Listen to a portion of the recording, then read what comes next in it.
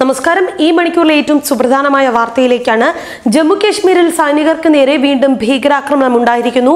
സോപ്പോറിൽ CRPF ജവാന്മാർക്ക് നേരെയാണ് grenade ആക്രമണം ഉണ്ടായിരിക്കുന്നത്. 2 തവണയാണ് ഒരേ തരത്തിൽ ആക്രമണം നടത്തിയതെന്നാണ് പുറത്തുവരുന്ന വിവരം. 3 CRPF ജവാന്മാർക്ക് പരിക്കേറ്റിട്ടുണ്ട്. തുടർന്ന് സൈന്യവും പോലീസും CRPFും സംയുക്തമായി ഭീകരർക്കെതിരെ തിരിച്ചടി തുടരുകയാണ്. സുരക്ഷാ സൈന്യവും ഭീകരരും തമ്മിലുള്ള ഏറ്റുമുട്ടൽ മണിക്കൂറുകളായി തുടരുന്നു എന്ന് തന്നെയാണ് പുറത്തുവരുന്ന റിപ്പോർട്ടുകൾ.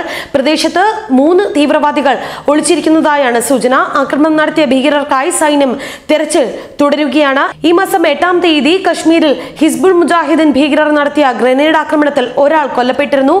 30-ലധികം പേർക്ക് അന്ന് പരിക്കേൽക്കുകയും ചെയ്തിരുന്നു. ഹരിദ്വാർ സ്വദേശിയായ മുഹമ്മദ് ഷരീഖ് എന്ന 17-കാരനാണ് അന്ന് മരിച്ചത്. ഗ്രനേഡ് എറിഞ്ഞ യാസിർ ജാവേദ് ഭട്ട് എന്ന ഹിസ്ബുൾ ഭീകരനെ പോലീസ് അറസ്റ്റ് ചെയ്തിരുന്നതാണ്. കുൽഗാമിൽ നിന്ന് ജമ്മുവിലെത്തിയ ഇയാൾ ബസ് സ്റ്റാൻഡിലെ ഗ്രനേഡ് വലിച്ചെറിഞ്ഞ ശേഷം രക്ഷപ്പെടുകയായിരുന്നു. അതേസമയം ഇന്ത്യയിൽ വീണ്ടും ഒരു ഭീകരാക്രമണം ഉണ്ടായാൽ പാകിസ്ഥാൻ വലിയ വില നൽകേണ്ടി വരുമെന്ന് US പ്രസിഡന്റ് ഡൊണാൾഡ് ട്രംപ് മുന്നറിയിപ്പ് നൽകിയിരുന്നു. ഭീകരവാദത്തിനെതിരെ പാകിസ്ഥാൻ ശക്തവും സുസ്ഥിരവുമായി നടപടിയെടുക്കണമെന്നും US അധികൃതർ ആവശ്യപ്പെട്ടിരുന്നതാണ്. ജെയ്ഷെ മുഹമ്മദ്, ലഷ്കർ-ഇ-തോയ്ബ തുടങ്ങിയ ഭീകരവാദ സംഘടനകൾക്കെതിരെ പാകിസ്ഥാൻ നടപടികൾ ശക്തമാക്കണം, ഇല്ലെങ്കിൽ മേഖലയിലെ പ്രശ്നങ്ങൾ കൂടുതൽ രൂക്ഷമാകുമെന്നും US മുന്നറിയിപ്പ് നൽകിയിരുന്നു. പിന്നാലെയാണ് വീണ്ടും കശ്മീരിൽ CRPF ജവാന്മാർക്ക് നേരെ ഭീകരാക്രമണം ഉണ്ടായിരിക്കുന്നത്.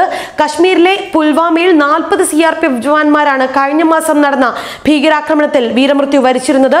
ഈ സാഹചര്യത്തിലാണ് ഇതിന് പിന്നാലെ കൃത്യം 1 മാസത്തിന് ശേഷമാണ് ഇന്നും CRPF ജവാന്മാർക്ക് നേരെ വീരമൃത്യു വരിച്ച ജവാന്മാരോടുള്ള ആദരസൂചകമായി രാജ്യത്തെ ഹോളി ആഘോഷങ്ങൾ ഒഴിവാക്കാൻ തീരുമാനമെടുത്തതായി CRPF director general Rajeev Rai Bhatnagar കഴിഞ്ഞ ദിവസം വ്യക്തമാക്കിയിരുന്നു. ഫെബ്രുവരി 14-നാണ് പുൽവാമയിൽ CRPF സൈനികർ സഞ്ചരിച്ച വാഹനത്തിന് നേരെ ഭീകരർ ചാവേറാക്രമണം നടത്തിയത്.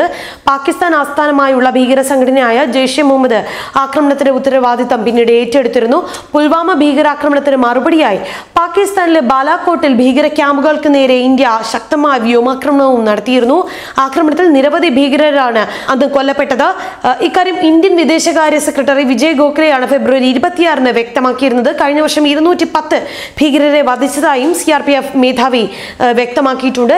രാജ്യത്തെ കമ്മ്യൂണിസ്റ്റ് ഭീകരരുടെ സാന്നിധ്യത്തിലും 40% കുറവ് വരുത്തിയതായി CRPF മേധാവി വ്യക്തമാക്കിയിട്ടുണ്ട്. നിലവിൽ രാജ്യത്തിന്റെ ഏതാനും ചില ഭാഗങ്ങളിൽ മാത്രമാണ് ഇപ്പോൾ ഭീഷണി നിലവിലുള്ളത്.